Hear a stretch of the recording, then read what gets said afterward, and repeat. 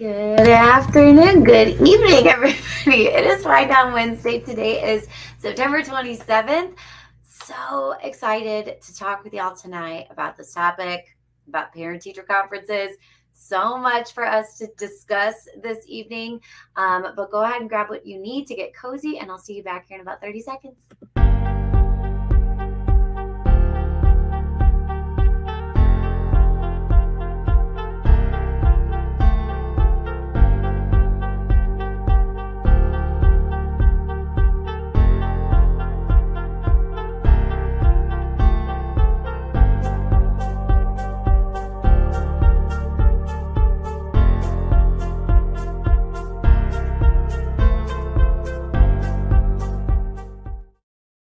All right. Hi, everybody.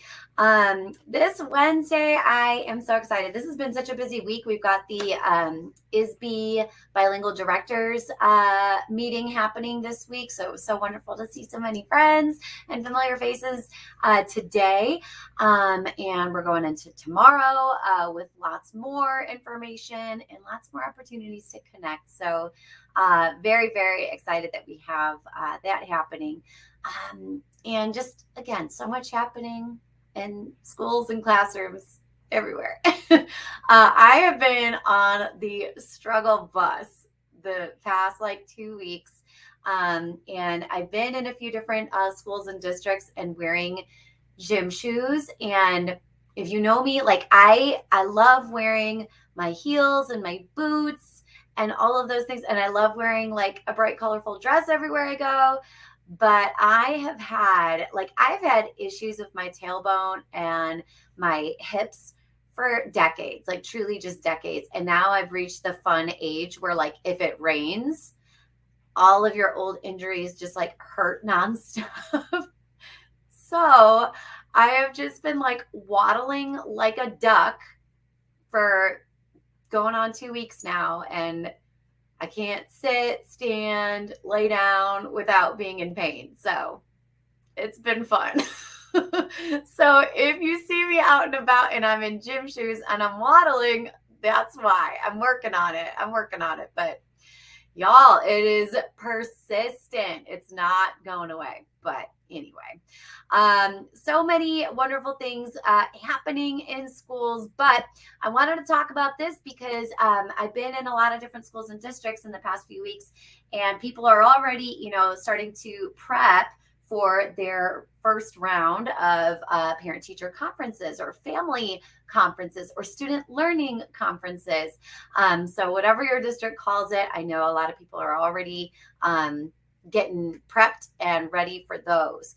And so I thought this would be a great time for us to kind of come together and share some thoughts and ideas about how we set it up and what takes place and what tools might we provide to families during those conferences. Now, and you see it on the bottom there, I am using the term parent-teacher conferences because that is the term that I still see most often used in schools. But this is also a good time for us to have a dialogue about is that the most inclusive, way to frame it? Is it a parent-teacher conference? Can we call it family student conference, something like that, so that it is a more inclusive title? So again, just another consideration for us as we plan. But oh my goodness, there's so much, and every school and every district just does it a little bit different, which is great, right? We all kind of do things and tweak things to meet the needs of our communities that we serve, which is wonderful. But this is also a good time to say, okay, what practices are not serving our families anymore? Maybe they worked really well for us 10 years ago. What are some structures that we might need to either revisit or revitalize a little bit, or just say, let's stop doing this, let's do this instead. I talk a lot about that when I do conferences and stuff, just practices that we can retire, and I think so many of our schools are filled with practices that have just been kind of passed down, and some of them work really well, right? Some of them are tried and true, let's keep on rocking and rolling, and then other ones were well, I guess we don't really have to do it this way. Right? People always say the most dangerous phrase in education is that's how we've always done it. So on that note, let's talk about some ways for us to, serve our families and our students in the best way forward and most inclusive way and the most linguistically supportive ways. And so this kind of even begins like the prep work now. So if we are looking at doing our conferences in October, what communications are we sending out now to families? Like, what are the systems and structures that we use? I remember for a long time, everyone in my school was expected to use like Sign Up Genius, like it's an online platform, right? Like you set up an account as a family member, you set up an account, you log in, and like as the teacher on the back end, I can go in and set all of the times and dates available, right? And so as a parent or a family member, I log in, I see what things are available, and I select it, and then it bounces an email to the teacher and to me, reminding all of us of the time. So that's cool. That's cool. That's a great system if all of your families have access to internet, utilize an email for communication daily, weekly, and have the resources to be able to do that, and the language resources, right, to be able to go in and log in. I remember trying that out and saying, like, no one's using this resource, like this structure as a tool to sign up for conferences, so I need to do something a little different. And I think giving ourselves permission to say, like, maybe that is working well for other classrooms, but for, the community that I am serving, like, I need to make sure that I'm making my adjustments along the way to meet them where they're at, right? And so it ended up, I was able to utilize like a class mom, and she was like a mother, so that's why I'm using that term, of a student. And so she was like, hey, I'm going to go ahead and create the schedule for you. And so it's like, all right, here's all the dates and times available. And there were some that I was like, I'm going to go ahead and schedule myself.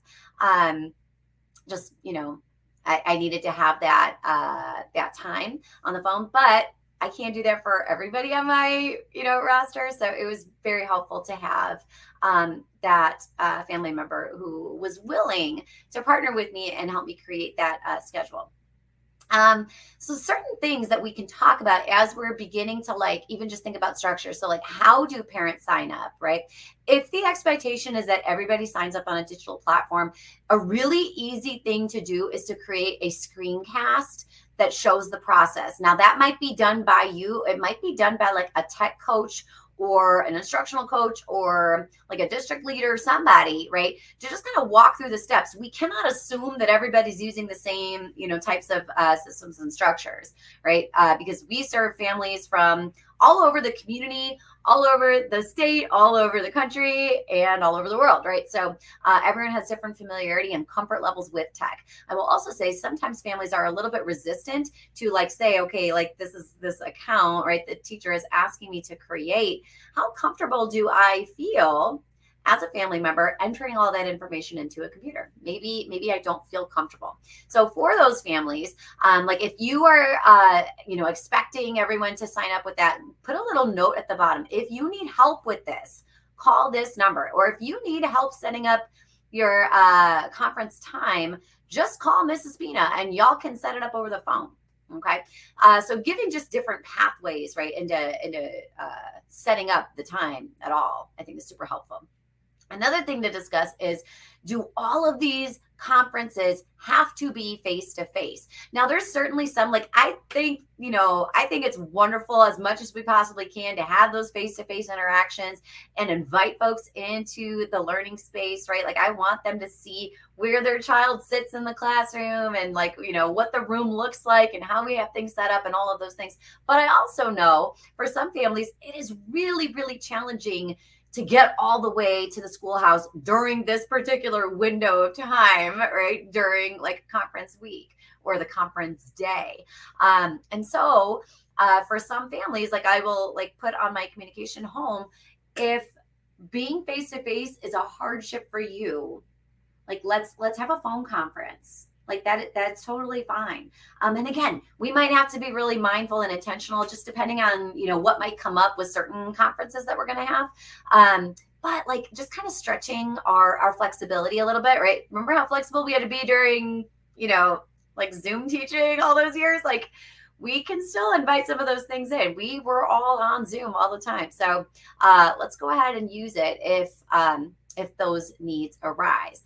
And then location. So if a family member has some type of hesitancy about coming into the school for whatever reason, maybe their own childhood, like school traumas, like that's a real thing. And I want to just be respectful and mindful of it. So if there was like, and again, depending on the nature of what might come up in a conversation, maybe it's not best to meet at a Starbucks, like a very public place, but maybe I can rent a room for free at the public library.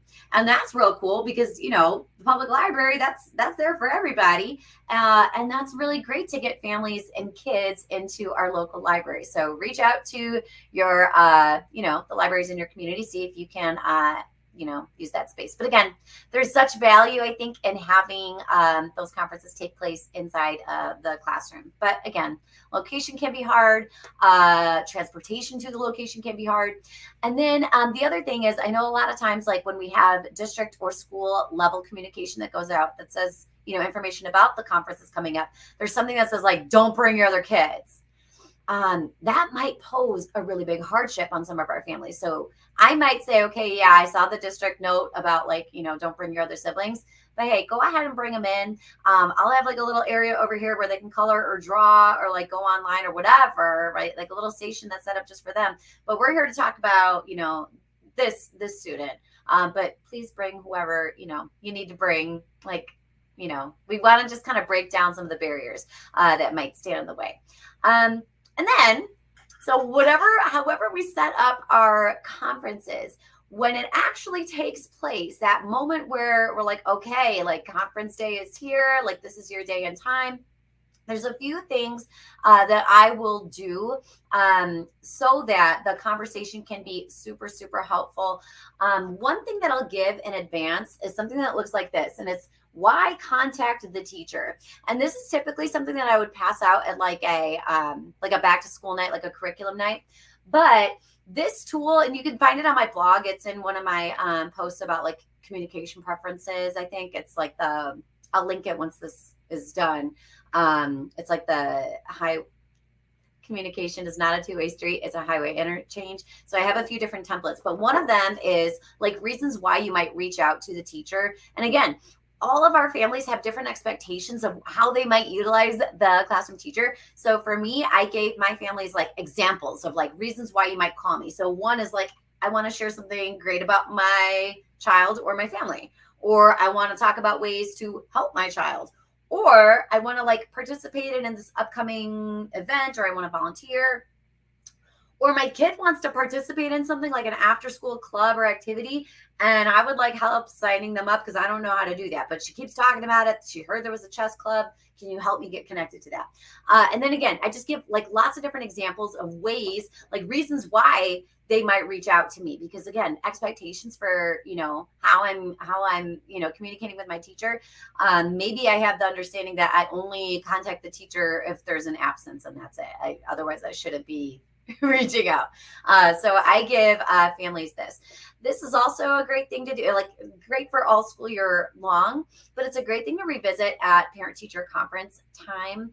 Because again, like I just want to extend, this is not an extensive list. This doesn't have all the reasons, but like these are reasons why you might reach out to me because we're partners in this, in the school year. Another great thing to do is if you speak an additional language in your space. So like I know a lot of us who are, we do work with the IRC. We are serving multilingual students. So students in EL, bilingual, dual language, right? But we serve and support students all across the building. So there are times where, like, if I have to wear a lanyard for work, and I know most of us do, if you grab one of these buttons, then like they sell them in like bulk packs, like on Amazon, or if you have a button maker, you can make your own. But share your linguistic asset. So if you're the EL teacher and you're going into all of these different conferences, likely you already know which families are like and require an interpreter or whatever. But it's just a great way to show everybody else your linguistic talents, right? And your linguistic assets, and it just helps to elevate languages in the space too. And somebody might look at you and be like, oh, wait, you speak Spanish? And I always got that because they're like, oh, eres la rubia, right? Like you're the blonde teacher. I'm like, yeah, I know I speak Spanish. And so that was like a helpful tool just to always have visible, like during the school day, after school, at events in the community, all of those things. So that is a nice one to just kind of have on hand. But I also want to make sure that like anytime I have families in front of me, there are lots of different things that we tend to share during a parent-teacher conference. And one is like data. One is data. And like we're sharing, different like benchmarking scores. I want us to be really mindful of like, what is the purpose of this? Like sometimes parents are really hungry to know like where their child is, like if they're, right on track, if they're falling behind, or if they're exceeding in anything. So again, sometimes that can be piece of the conversation. But if you share any type of data, I also want you to share language data with that family. And, we often talk about like, sharing proficiency level scores. And I think that's cool and that's fine. But if you are serving a student who has been in an EL or like TBE or dual language program for a few years now, I want you to bring in historical access data and show the family language growth over the past few years. And to do that, make sure you're not looking at the proficiency level score, right? The decimal score. Look at the scale score. And if you have like your LMS system, like PowerSchool or whatever, sometimes you can generate like a graphic straight from that like table. Other times you can't. But I would go in like to like one of those free like graph generators, like just, on the internets and type in the scale score so you could have like a visual representation of language growth to share with families. Because again, sometimes families are like, I don't even know what EL is. Like, I don't know what that means and what y'all do and like how you set it up and all of those things. So I think sometimes having some evidence to share with families like, hey, your child is making some language growth here. Like, let's look at how they have progressed since, second grade. Now they're here in fifth grade. Like, look at how much language they've grown in reading and writing and listening and speaking. And, hey, we noticed that we want to make sure that we're really targeting opportunities for speaking, right? So that's what we're working on here at school. Like, I'm going to be looking at ways to, get them expressing themselves more, like to me or to classmates or to a device or whatever, whatever the audience might be.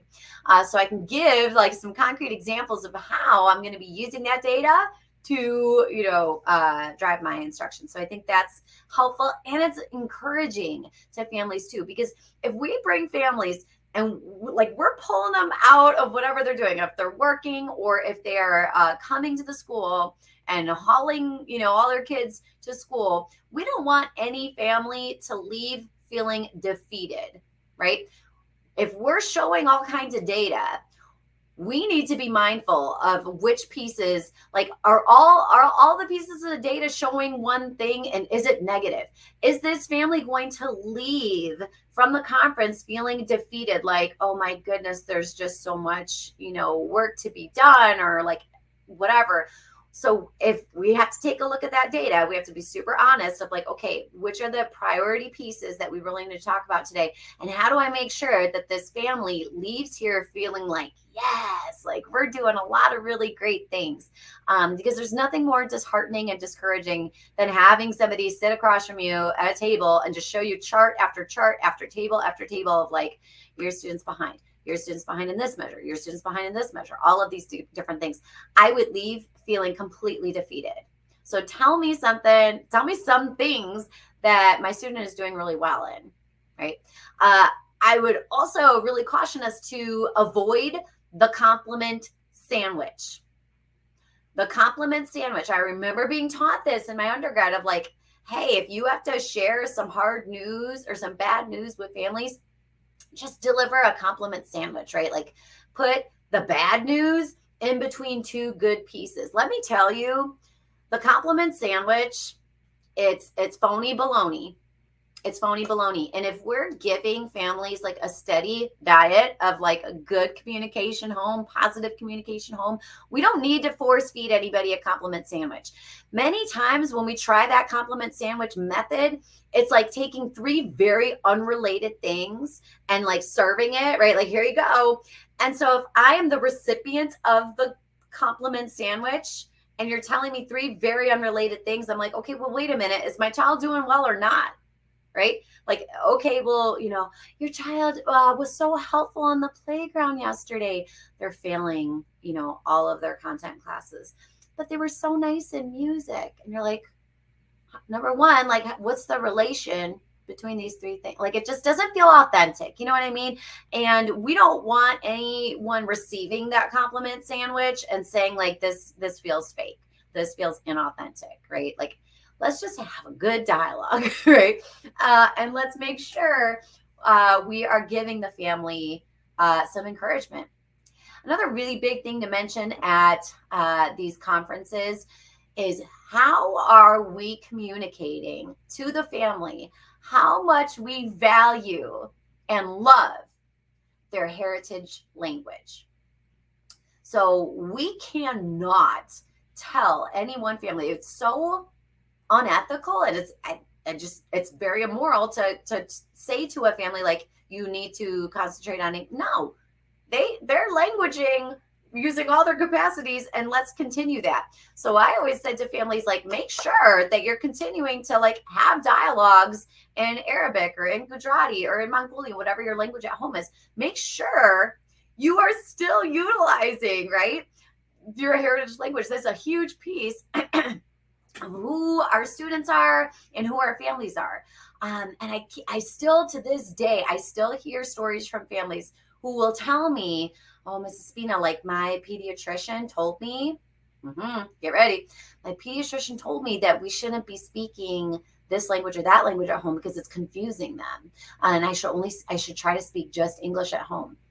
Y'all, this is still something that families are hearing from different folks in their life. So it is so, so important from the schoolhouse that we are telling families, like, they're getting lots of English at school. Make sure you're maintaining, right, that heritage language at home, because that's so, so important. And we want to make sure, like, do you know where to find, books in your language? Like, if they have literacy skills in that language, like, we've got all these resources. Let me show you a few tools of like what we have here at school. Like, you can show them the Unite for Literacy website with lots of different languages represented. But it is important that they hear directly from us how much we value their heritage language. So that's a huge piece to encourage and make sure that it gets brought up during that parent-teacher conference. And then I have shared this in a few different settings, but I'll mention it here too, because this might be like a little takeaway, a little tool that you hand to folks. And this is all about like calling in. Like, if you're a family member and, your child comes into the kitchen in the morning and says, Mom, I'm sick, or Dad, I'm sick, or Theo, I'm sick, I can't go to school today. That's a lot. It makes for an extra hectic morning. And the way that families are expected to call out their child is different, right, from building to building and from grade level to grade level. And so if you teach in an elementary setting, you might just give families something like this. Put a little magnet on the back.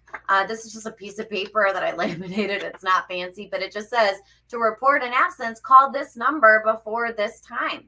And I put it in English and Spanish, and boom, I'm done.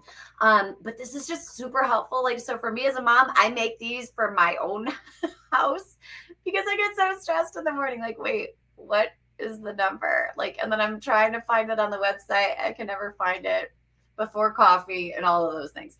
If you teach middle school or secondary, you likely have, because those schools are typically larger, you likely have some type of like recording system of like, make sure you leave your name and your child's name and their student ID and like your cell phone, like all these things. And you're like, oh my gosh, how am I going to remember to like say all these things? I write a script. So this one says, hello, today's date is, 9:27, and the time is 7:24. My name is Carly Spina. I am the mother of da da da. Their student ID number is da da da. So it literally is just a script. And so, like, again, this is something that you might just like print, laminate, put a magnet on the back, and then send it home, like as a little tool. And if you're also a parent and they're a parent, right, you could say, like, I know how stressful those mornings are, so this is a tool that has helped me. So that is something that you might hand to them. But really, we want to just make sure that our families are leaving feeling good. They are leaving feeling supported. They're leaving feeling like their heritage language is valuable and loved and appreciated and respected by the teacher and by the school. So lots of other great, tips and tricks. If you are either watching this live with us tonight, or if you're catching the replay, we would love to hear how you set up your conferences. What are your biggest touch points during your conferences, and how do you want to make families leave feeling? Like, how do you want them to feel when the conference is over and they're walking out the door? How do you want them to feel? How do you want their student to feel? So lots to consider, but it is getting late and I've had a full day. So I'm going to go ahead and get to bed, and, all the heating pads for my hips and my tailbone, all of those things. But we'll be back next week with another episode of Wind Down Wednesday. Thank you so much for hanging out with us tonight, and we'll see you soon.